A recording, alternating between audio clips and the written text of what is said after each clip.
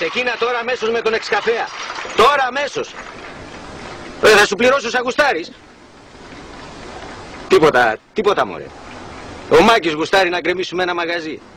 Να το ισοπεδώσουμε. Τι γιατί ρε, δεν υπάρχει γιατί, έτσι γουστάρει. Και το καινούριο δικό σου μεγάλε. Να έχουμε να γκρεμίζουμε.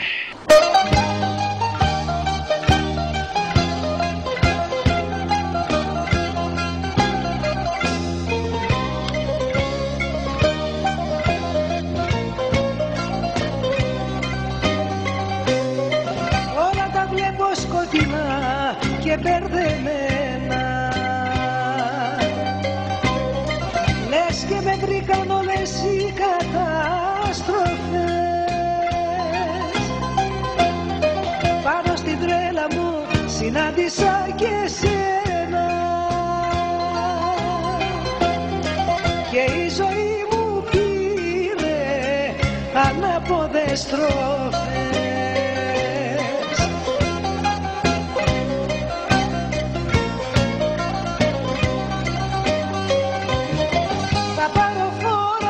Θα πάρω φόρα να τα κρεμίσω. Αυτά που μου έχουνε μπερδέψει τη ζωή.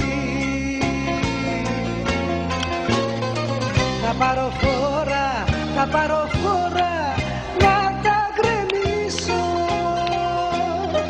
Να πάρω επιτέλους μια αναπνοή.